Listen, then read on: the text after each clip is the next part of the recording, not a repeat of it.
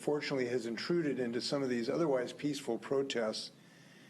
And I just want to say, it appears to me there's been a strong effort by the leaders of these protests to try to prevent people from hijacking their peaceful protests. And it appears to me that those things are working. That's leadership that helps us both bring this very strong cry for justice in our country and our state, at the same time not allowing people being violent to hijack that central message. And I believe we will be successful not allowing any violence to hijack the central need for us to bring more justice to our community. Today we saw in the news that Pierce County Sheriff's Office is investigating the death of a black man, Manuel Manny Ellis, in Tacoma under police restraint that occasioned in March. My understanding is that Mayor Woodwards will be addressing that later in her own press conference this afternoon. I know finding out the full circumstances of that event is a top priority for her, and it is a top priority for me. And we will be pushing to make sure there is a full and complete investigation of that incident.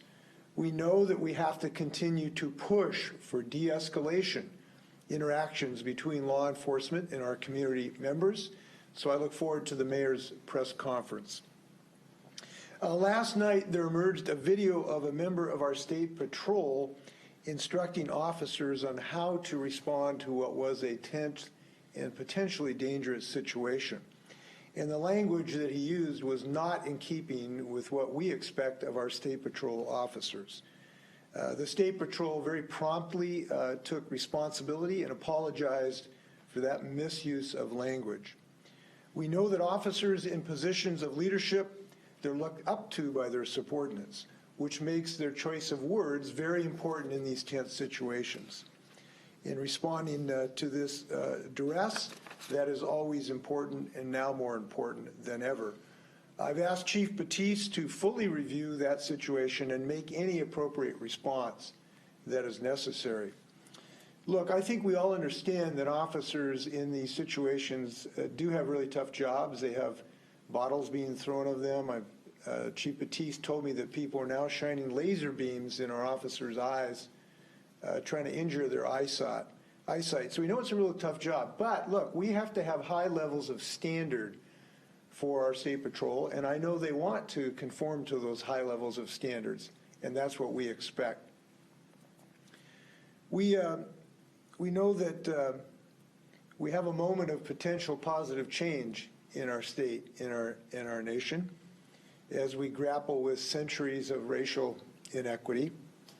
And we know that the path to change from those ancient inequities first includes a mutual understanding of why we need change as much as a discussion of how we need to go about that change. I think it said some of us need to get into the water before we swim, and we need to do it sooner rather than later, myself included. And many of us have had lifelong learning process about the injurious nature of racism, myself included, and we know that that needs to continue now and for years to come. I came across, I think, a powerful quote by professor and author Ibram X. Kendi. He wrote that racist ideas love believers, not thinkers. And it is time for all of our leaders to think more about this and to actually couple thinking about it with action. And I know that I think it's important in thinking about our challenges right now that these challenges are not just about police reform or not just about judicial reform.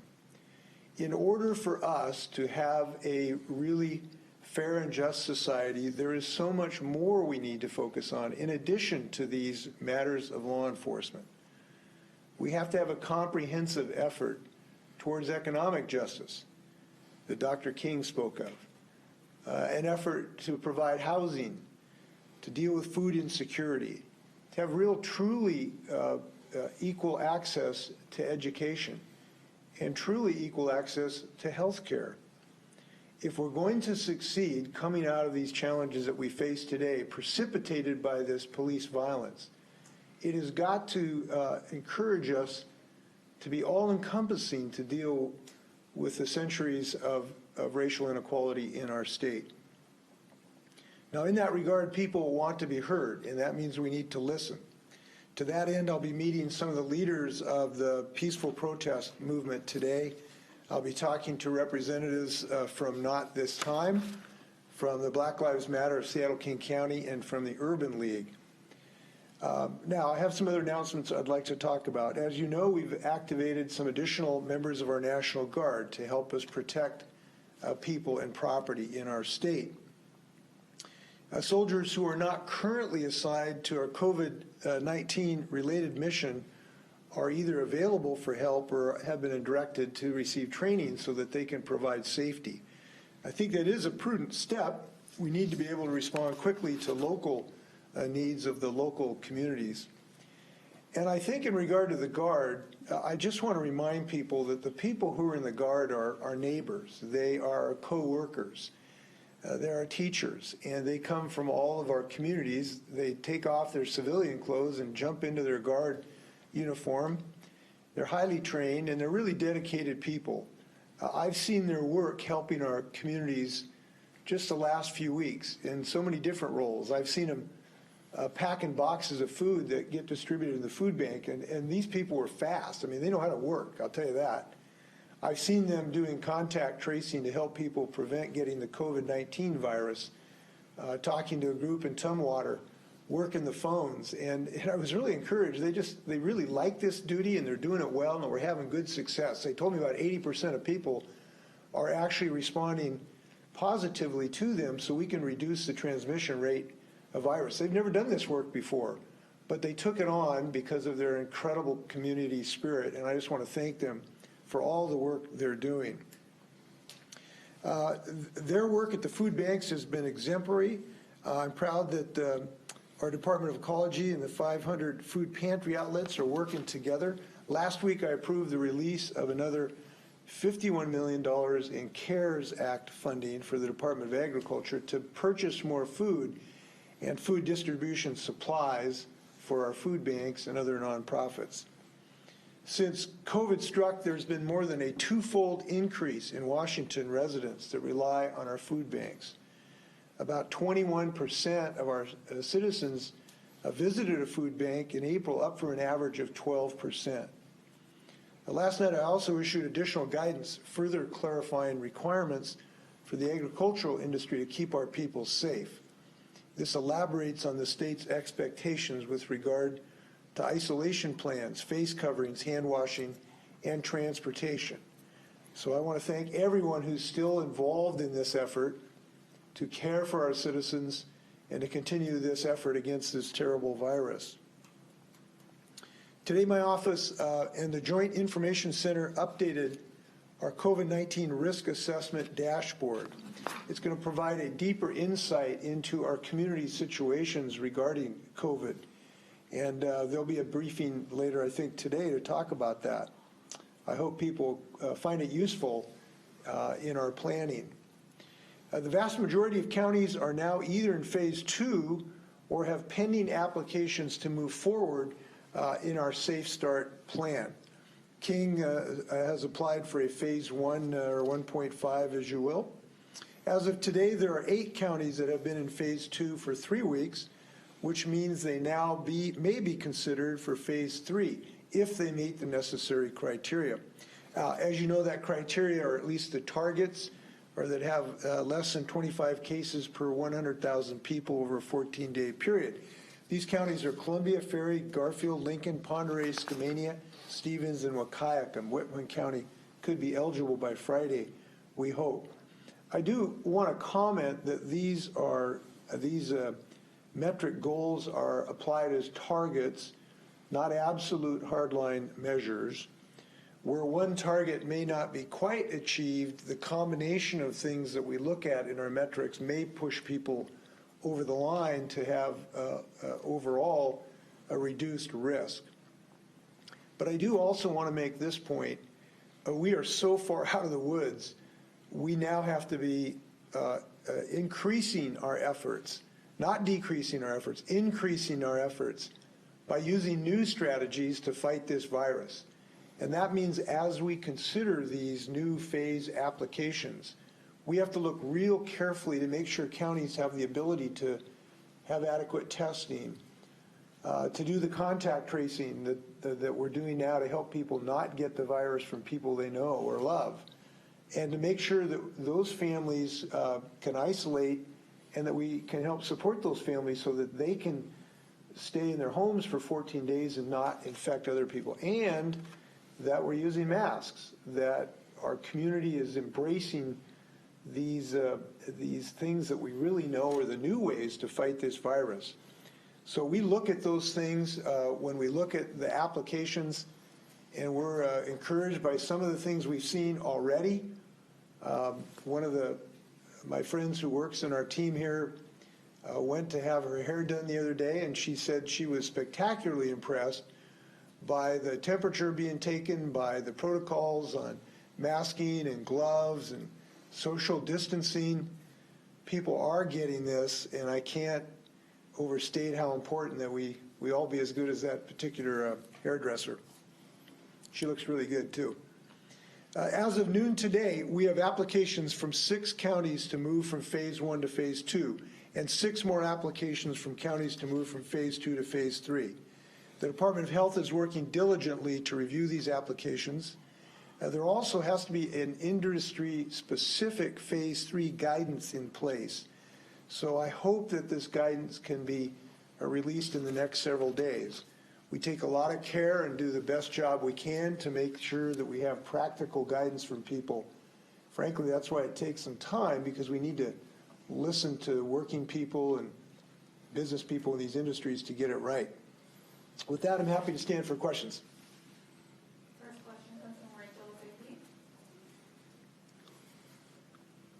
Governor, what is your response to the actions of police in Seattle in recent days? Do you think that they've been proportional to what we've seen at the protests? And what are your thoughts on those who are saying a decade of police reforms haven't worked and who are calling on the city council to cut the Seattle police budget and put the money to social programs instead? Well, it's a broad question you ask. You know, there have been tens of thousands of interactions between police officers and citizens in the last several days, and each one of them is unique. I guess my reaction to this is I've seen a few things that are troublesome, that need to have answers about these incidents, and I think it's just really important to have a full investigation of each one of those to figure out if something was awry and see if we can learn from them and improve. And the Seattle has a very extensive way to do those investigations, and those need to take place. Mayor Durkin has said they will take place, and I think that's important that they do so. So I would say there's some things need to be looked at. I will also say that I recognize, and I hope many people recognize, that these are very tense, difficult situations that law enforcement works in. When people are trying to protect, the possibility that something be burned down, which has happened in other communities, and they're having a rain of bottles on them or people shining lasers in their eyes. It's a difficult job. I recognize that as well, but we have high expectations, and I think most of the time they have been fulfilled. Again, though, I do want to say this. It's just not the police officers who have been a positive force, and the Guard and the State Patrol in the last few nights. It's been the organizers of these protests that I think have really encouraged people to not allow the violence to mar their peaceful protests, and I want to give them credit for that. You asked about Seattle. I've got enough challenges with the state of Washington without delving into Seattle politics, so I guess I'll defer that particular question. Next question comes from Seattle Times. Governor, on Monday, I believe you had a call with minority business leaders as well as the Black Caucus of the legislature. I'm curious to learn a little bit about what those calls were like, and also in the special session that we're expecting here at some point to deal with the COVID-19 response, do you see a need or a place for an agenda to address some of these policing issues? Well, yes, I know we're going to have a robust discussion about any ideas that people have proposed in this regard. The cry for justice is profound and deep. We know we're not at a perfect solution in this regard, so I'm convinced that we will have discussion. And the first part of that is to listen to people about their ideas.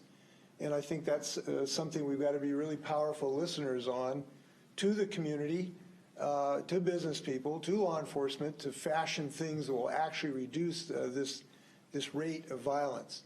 So that's the first order of business, and I'm confident that there will be some good ideas to come out of that, as there have in the past. We have improved this situation by some of that.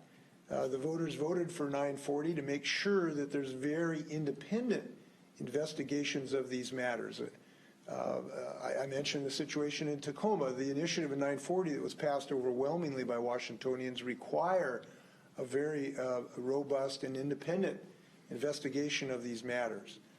We know that we have had improved training of our officers to de-escalate so that we can put oil on troubled waters rather than gasoline when there's interactions. And that's been held up actually a model across the country for training.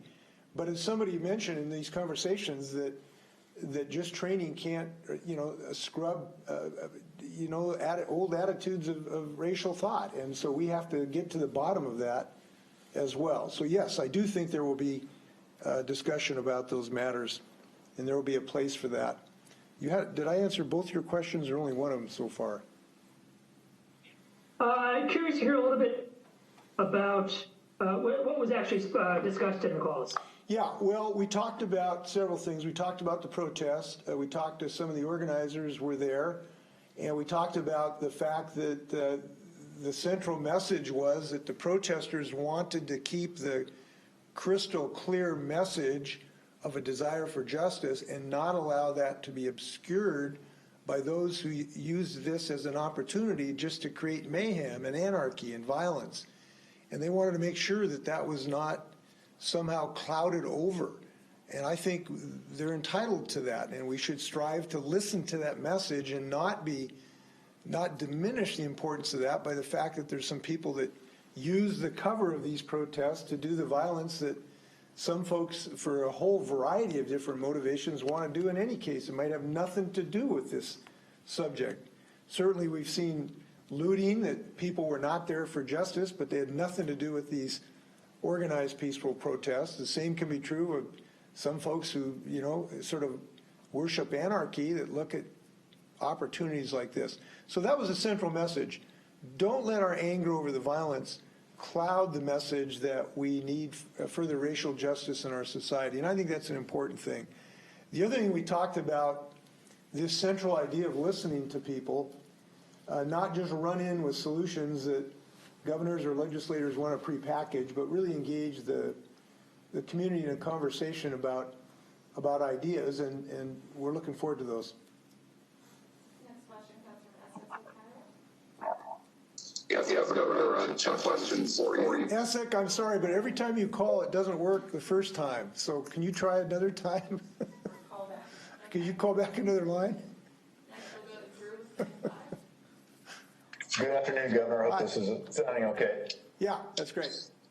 So with thousands of people in the streets across the state, here in Olympia, up to Seattle and Spokane, we have not heard much concern from you regarding social distancing. A lot of folks in the state can't even go out and get a haircut right now, but you have seen the images of people out on the streets, and there's talk of tear gas, perhaps making the spread easier of COVID-19. Is there a message that you would like to send? Because we've been talking to you for the last 3 months about staying indoors and staying healthy, and obviously not everyone's doing that right now. Well, what I would say first off, there's some First Amendment rights involved here to protest. We've generally respected that from all quarters. We had people on the Capitol who were protesting us from the right. We've had people protesting from the left, and we've generally recognized that as a First Amendment right from any point of the political compass. But I will say this, I am really hopeful that people who are involved in these wear a mask, try to seek as much distance as you can, the masks really can help. I was really pleased this morning. I saw a picture of one of the protests in Seattle, about 90% of the people wearing masks. That was heartening, and I just really hope people will continue to do that to try to reduce the rates of transmission. I am heartened that we have had a decrease in the Washingtonians we're losing on a daily basis, but every one is too many, every one is a tragedy, and as I've said and will continue to say, this remains an extremely dangerous virus. And I hope all of us look for every opportunity we can to wear these masks to try to reduce the rate of transmissions. And as simple as when we're in the grocery stores, we now are going to be able to go into our retail shops. As you know, you'll be encouraged to wear a mask because there'll be a sign there when you enter the store. And the more people who do that, the more lives we're going to save, and the more counties will be able to open. So I'm very hopeful people will remain committed both to justice in our society and survival against COVID-19. We ought to be able to do both at the same time. Next question, Councilman Campbell, disclosure review. Governor, some legislative leaders are saying that the state should have a special session this month to begin cutting the budget before the new fiscal year and some new programs start. As one person put it to me, $1 in savings right now could be equal $1.50 savings when we get here in June or in January. Do you agree with that analysis? And also, is the state budget facing such an emergency situation that the raises for state employees should be renegotiated? Well, I think that you can't have $1 saving until you have the votes to actually do it in the legislature, and there's no plan that anyone has espoused that I'm aware of that could have enough votes to pass the legislature right now. And this just requires more discussion amongst legislators to see what has a majorities in both chambers that I'm willing to sign to get this job done. And that just has not happened yet. There's no reason to call a special session and have folks sitting around with nothing to do because there's nothing to actually vote on. So those discussions are happening to see what's in the realm of the possible. Everything's on the table, and that, when I say everything, I mean everything. Every option is on the table at the moment. We know we're going to have over a $6 billion hole. We will know more in a few weeks, which will help us sharpen our pencils as well. So the bottom line is there has to be a plan that can actually pass the legislature that does not exist yet, and we're going to keep those discussions going. Next question, Councilman Jason with KGPH. Hey, Governor, thank you for speaking to the sort of difficult nature of policing when some of these bad actors are throwing the rocks and the bottles. There's some lawmakers in Seattle that are claiming cops are instigating the violence. Shama Sawan, socialist Seattle councilwoman, claimed this morning that people are, quote, the cops are prepared with instructions to orchestrate violence. Tammy Morales said we shouldn't tell people that looting doesn't work. So what impact does language like that have on the unrest that we're experiencing? And what can be done either from your office or from other leaders to sort of push back against some of those narratives that are probably making things worse? What I think is maybe some of the wisest counsel that I try to follow, and I hope everybody does it, this just can't, we're not going to succeed in bringing more justice and peace to our society if everybody gets into their trenches and their bunkers. And people think of this as kind of a team sport where there's two teams in opposition. That's just not going to be productive here. What I hope is that everyone will look for a way to be able to have a very strong expression of a legitimate and necessary effort to bring more racial justice to our society and reduce this unnecessary police violence. And at the same time, protect that ability and not allow the people who do want to bring violence to endanger person or property. And I just think the more that we look at this as a mutual goal than sort of a, an antithesis, as, the nature of your question is you're either for or against. I just don't look like this. I know a lot of police officers certainly want to go home, not get hurt, and they don't want anybody to get hurt. And I know a lot of protesters who respect people who are trying to keep them peaceful too. So I just think looking at it better through the lens of trying to be effective in protecting people is the best approach. Next question, Councilman Jim with the News Tribune. Governor, you opened up by referring to the death of Manuel Ellis in Tacoma on March 3. Do you have a perspective on whether the officers should be charged in that incident? And also, what would your message be to people in Tacoma and throughout the state who are going to look at the similarities between his death and George Floyd? Well, the only thing I know about the incident right now is basically what I just talked about, that an individual died while under restraint of the Tacoma Police Department. That's all I know.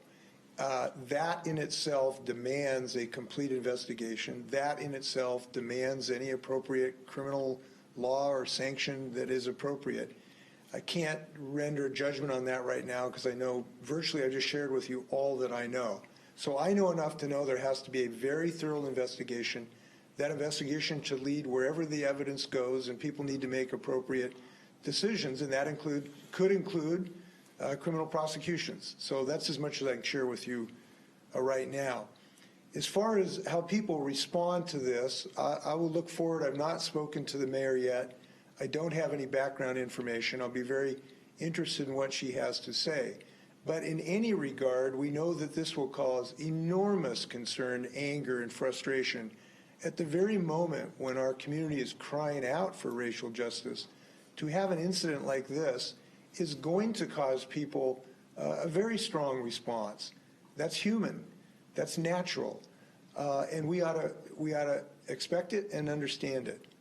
My hope is that we can find a way to focus our energies on something that will be productive, that will bring more racial justice, that will bring accountability to people who have mistreated citizens in law enforcement, and that will make sure that we do all the other things we have to do to bring more equity to our society in education, economics, healthcare, and everything else.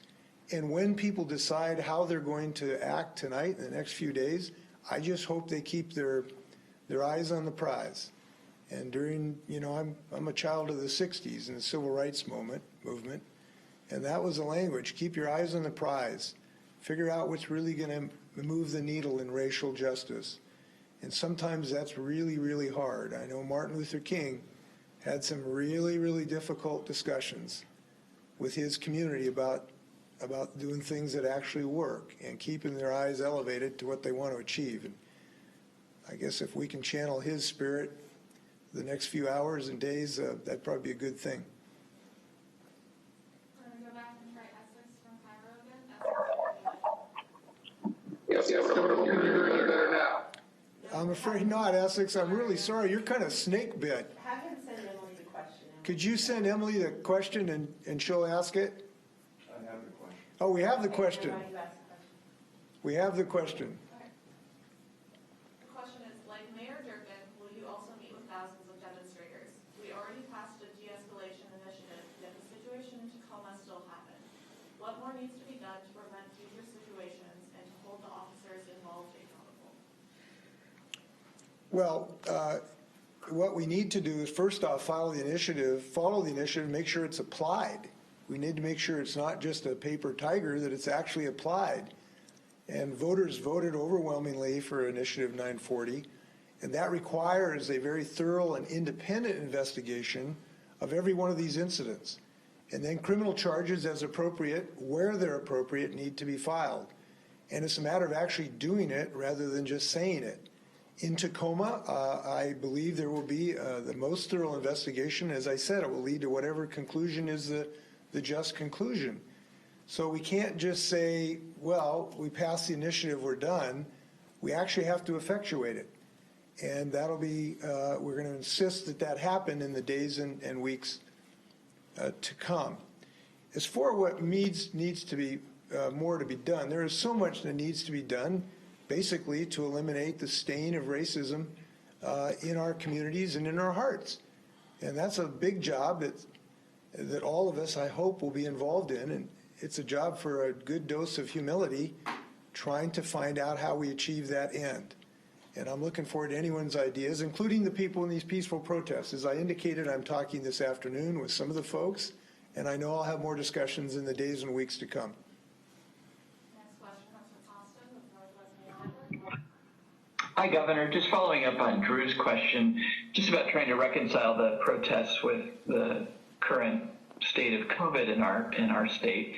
I noted that when the rally happened or the protest happened at the Capitol several weeks ago against your stay home order, your statement at the time was, I encourage everyone in our state to stay home and stay healthy.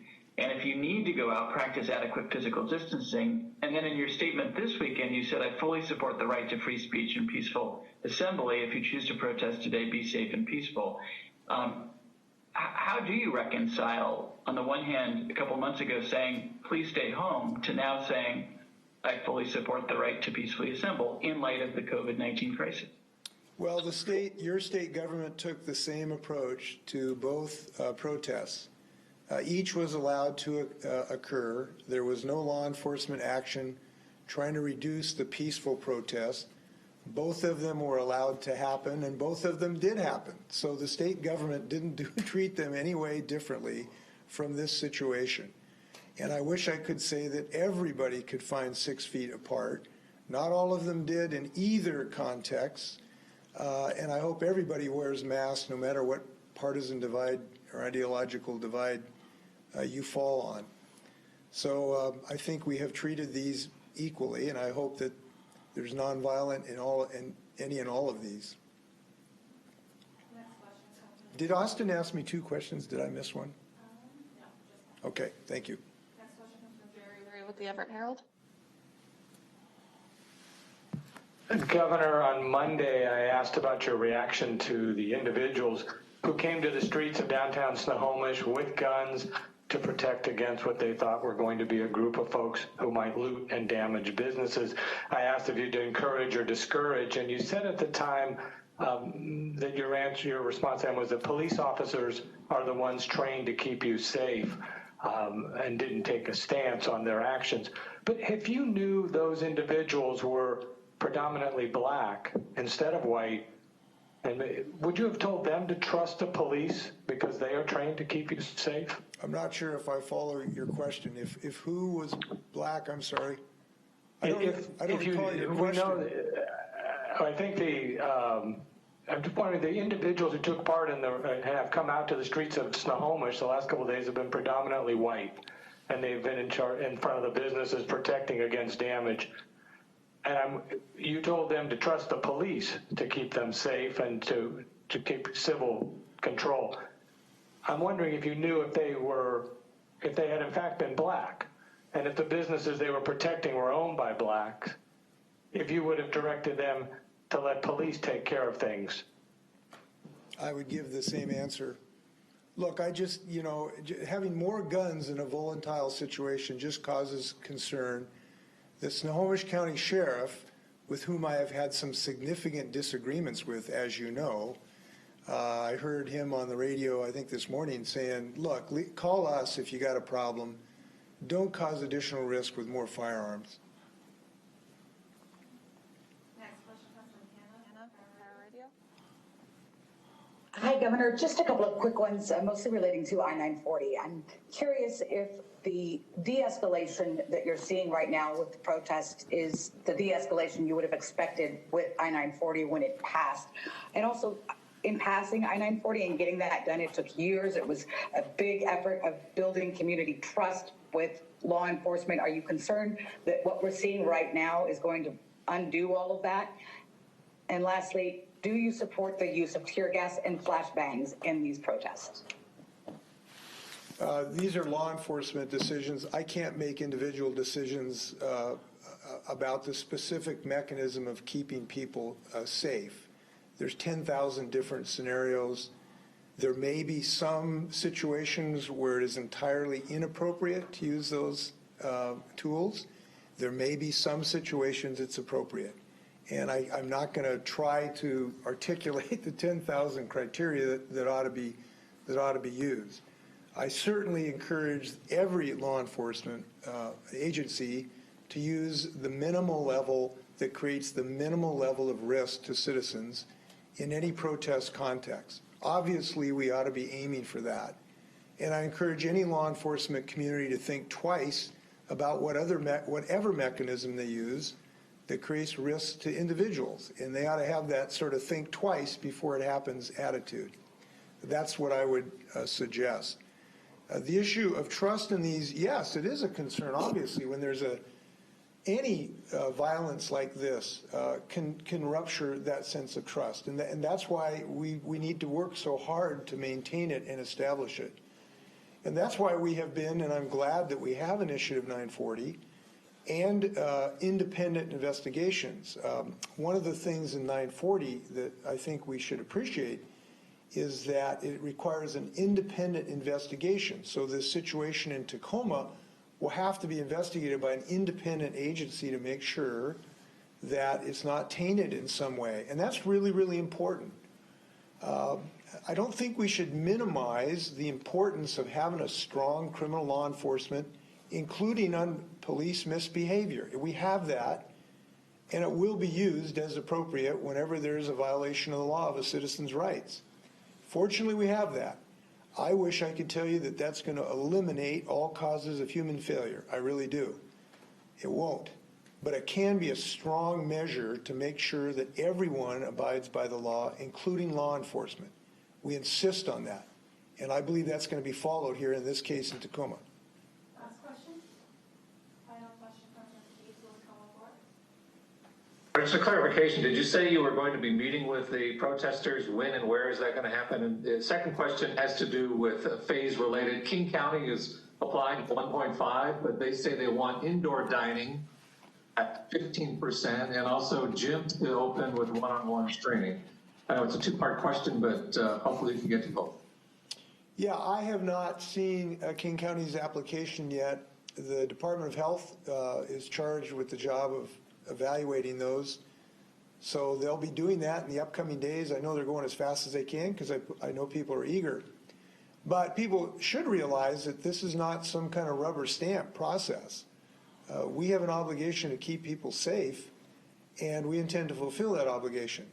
So the fact that I was born in Seattle doesn't mean that we're a rubber stamp for anyone in that tremendous community, and we will make an evaluation to see if it really makes sense to do what they've requested. So hopefully we'll have further answers. As far as my meetings, I'm meeting this afternoon with several of these leaders. I'm assuming there will be others in the days to come. I don't know where the meeting is. It's probably electronic, I suspect. I suspect it'll be electronic this afternoon. All right, any final words, Governor? No, again, I want to thank Washingtonians through some most difficult days. I'm 69 years of age. I'm trying to remember where we've had a confluence of events that has challenged us from so many different directions for so many different reasons in my state. And it's a time where I think we have demonstrated the ability to do some really wise and prudent things by using our heads. To a large extent, we've been willing to undergo frustrations for the greater community good. And we have always been driven by a desire to have positive change. We're going through that right now regarding police violence. We need positive change. We've got to have positive change. We know that this is a springboard for a lot more of the positive change we need. And in doing so, I hope we'll be invested with the same spirit of listening to each other, being motivated by compassion rather than hatred, and understanding rather than knee-jerk reactions. And if we do that, we're going to have positive change in our community. I'm very confident of that. So in the interim, please be peaceful, demand change, and wash your hands. Thanks a lot.